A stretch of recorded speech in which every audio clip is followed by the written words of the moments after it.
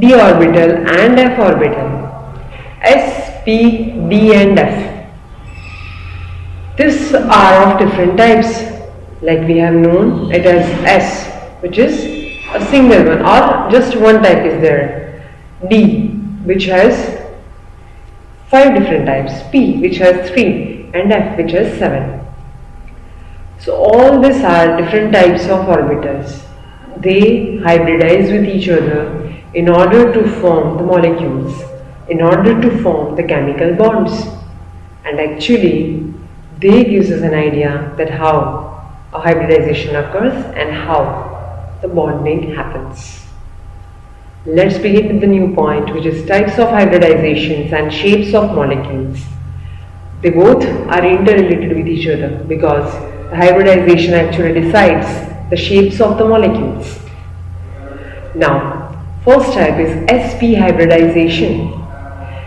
The mixing of an s and p orbital only leads to 2 hybrid orbitals, which are known as sp hybrid orbitals.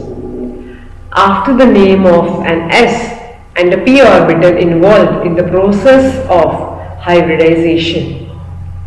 This process is called up as sp hybridization.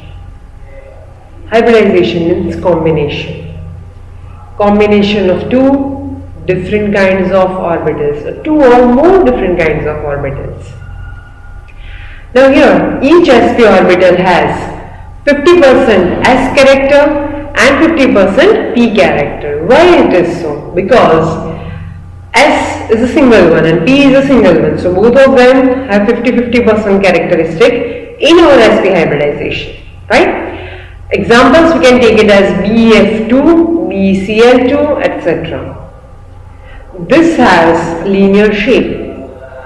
Now, as you can see it in the image also, we have one 1s orbital, one 2p orbital. Both of this combines together and forms 2 sp orbitals. Now as you can see, S is a spherical in shape,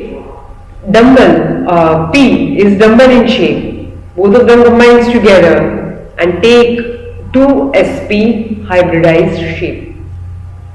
Let's begin with an example that how it's possible. So we have BF2 here. It is linear in shape, bond angle is 180 degrees, right? As you can see here, they are away from it, the molecule or the particular atom, the single atom is in the middle while another 2 atoms are at 180 degrees from each other, right? This is how sp hybridization actually occurs. Now let's move on to the next one, which is sp2 hybridization.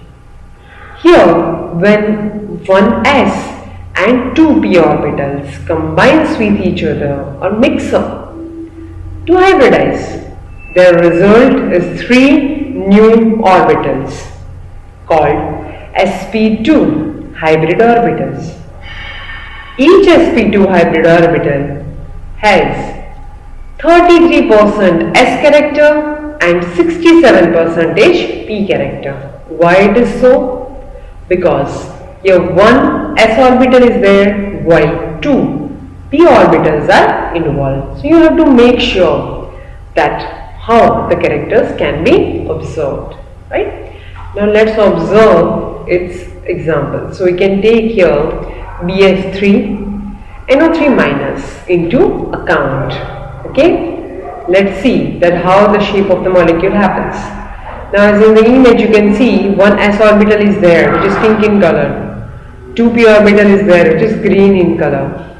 Now both of them combines together and forms 3 sp2 hybrid orbitals, and they forms the hybridization which is known as sp2 hybridization, right? Now as it has one atom in the center while 3 different atoms at particular angles, which bond angle does it take? So here they are at 120 degrees of bond angle from each other. So they forms this kind of a trigonal planar structure, right? As you can see in the image, we have BF3 here The example can be seen. The middle one is B. It's simple, or it is in a single plane. No any other object, no pyramid is observed here. We have all the atoms in the single plane. So it's a trigonal planar structure.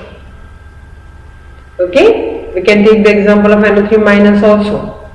And how we can write it? In the same way, just we have to take a bracket, and above that bracket we have to write minus, as it has a minus sign on it, which shows that one electron pair, extra electron pair is there on NO3, and because of it we have to write minus on it, right? Now let's move on to the next point, which is that it's sp3 hybridization. sp3 hybridization is possible by combination of 4 new orbitals formed by mixing up of 1s orbital and 3 p orbitals, right? And because of that, the orbitals are known as sp3 hybrid orbitals, while the hybridization is known as sp3 hybridization. Here, each sp3 hybrid orbital has 25% as character, as a single s orbital is utilized here, while 75% of a p character. Why? Because 3p orbitals are involved in this. So you need to understand it properly here, right? That why such kind of character is observed. Now let's see that what are the examples of it. So we can take the example of CH4, SO4 minus 2, CnO4 minus, and etc. Here you have to understand that the shape which it takes is tetrahedron. Okay. Here as you can see, 1s orbital which is pink in color, 2p orbitals which is green in color. Both of this combines together and forms 4 sp3 hybridized orbitals. You can see in the image the bond angle between them is 109.5 degrees. We can take the example of CH4 here. As you can see it in the image, it has the shape tetrahedral. Tetrahedral means, tetra means 4, hedrals means heads. It has 4 heads and 1 atom at a center. So the shape is referred as tetrahedral. Okay. Now let's move on to the next one, which is a d hybrid or d orbital hybridization. It involves two different kinds of things like sp3d and sp3d2. When we deal with sp3d, we got a shape which is trigonal bipyramidal shape, as you can see in the image, while when we have sp3d2 orbital, we have an octahedral shape, right? Let's take their example here. So d orbital hybridization, for it sp3d we can take PCl5, 1 atom at the center and 5 heads surrounds it. So it becomes the sp3d hybridization, while another one is octahedral, right? Now as you can see it in the image, SF6 can be seen. S is at the center while 6F surrounds it. It is known as octahedral compound or octahedral molecule or octahedral shape. Let's move on to the next point, which is molecular orbital theory.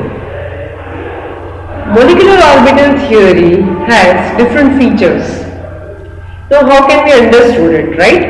So molecular orbital theory can be understood as when atoms combine with each other, their orbitals also combines with each other.